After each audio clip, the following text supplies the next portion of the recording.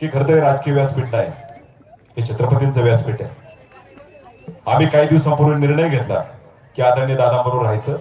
त्याचं कारण केवळ छत्रपती शिवाजी महाराज। जगातील सगळ्यात उंच पुतळा शरददादांच्या माध्यमातून गोदरे या ठिकाणी जो त्यांनी मानस केला, तो संकल्प कुठेतरी पूर्णत्वास येतोय।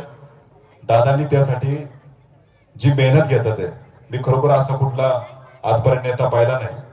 आम्ही अनेक नेते पाहिले की जे असे जागा विकत घेऊन फार्म हाऊस बांधत असतात। मी पहिल्यांदा असा नेता पाहिलाय, जागा विकत घेऊन छत्रपतींचा पुतळा, तो पण जगात सगळ्यात उंच, घरदारपणाला लावले दादांनी। खरोखर म्हणजे सगळे आज तालुक्यात आपण पाहतोय की सगळे अशी राजकीय परिस्थिती उद्भवली असताना हा एकटा माणूस लढतोय। हा आपल्या नेहमी गोरगरिबांना आधार देणारा। मला काही जास्त इथे या ठिकाणी सांगायचं नाही, पुढे एखादी राजकीय सभा असली तर अनेक गोष्टी मी या ठिकाणी मांडू शकत, परंतु आपण पाहिलं की गेल्या काही 15 दिवसातच एका ठिकाणी सावरगावला ज्या घराचं जळीत झालं, जिथं गायी, एका शेतकऱ्याची गायी जळली गेली, दादांनी त्या ठिकाणी स्वतःच्या खिशातून आज ती गायी त्यांनी त्या ठिकाणी शेतकऱ्याला दिली, त्यांची उपजीविका चालू केली। हे शरद दादा आहे। कालपरवडगाव सानीला एका ठिकाणी ऊस जळाला होता, दादांनी त्या ठिकाणी सगळा प्रचार दौरा सोडून त्या ठिकाणी शेतकऱ्याला जाऊन आधार दिला।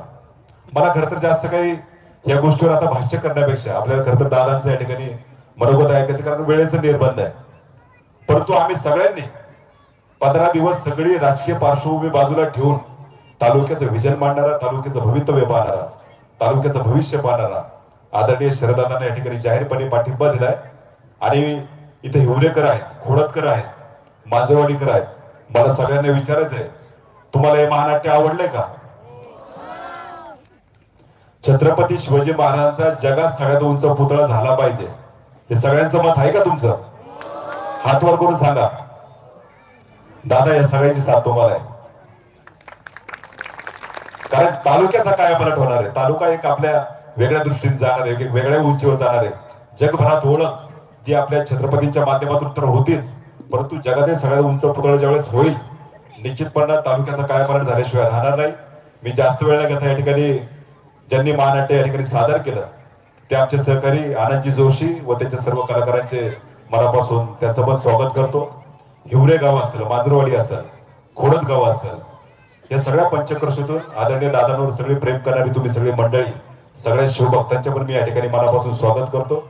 आणि खरं तर अनेक तरुण, दादा खरं तर आपल्याकडे नेते नसतील, पुढारी नसतील, परंतु ही जीवाभावाची सवंगडी तुमच्याबरोबर।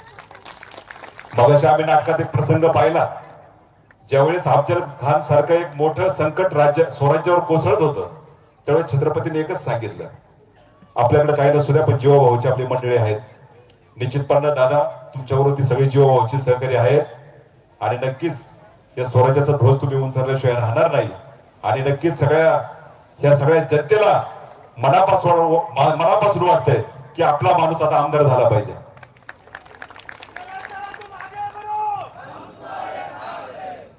नक्कीच मी पुन्हा एकदा आपल्या हिवरेतर्फे नारायणगाव ज्यांनी इथं सहकार्य केलं, इथे ग्रामपंचायत असेल, इथे स्थानिक सगळे ग्रामस्थ असेल, खोडद असेल, माजरवाडी असेल, पुन्हा एकदा त्या सर्वांचेच ज्यांनी या कार्यक्रमाला सहकार्य केलं, ज्यांनी आयोजनामध्ये इथं आमच्या सगळ्या मित्रपरिवारांनी जी मदत केली, मी खरोखर त्यांचं या ठिकाणी कृतज्ञ राहील, मनापासून त्यांचे पण धन्यवाद देतो। आणि पुन्हा एकदा शरददादांसाठी एकदा जोरदार टाळ्या वाजवून दादांच्या पुढच्या वाटचालीसाठी मी पुन्हा एकदा शुभेच्छा देतो। कारण तुम्ही पहा, आपण जर चप्पल काढून जर 10 पावलं चाललो ना, तर आपल्याला कळतं की रग किती लागते। दादांनी चप्पल जी बाजूला ठेवली ना, ती आपल्या तालुक्यासाठी चप्पल बाजूला ठेवली। आणि या माता भगिनी ज्या ठिकाणी जातात तिथं दादांचं त्या ठिकाणी पाय धुवत असतात। का माहिती का? की हा आमच्या हक्काचा मोठा भाऊ आहे, हा आमच्या हक्काचा दादा आहे, त्याला काही झालं नाही पाहिजे, म्हणून आमच्या माता भगिनी ज्या झगडतात ना, हे आपल्या हक्काच्या दादासाठी।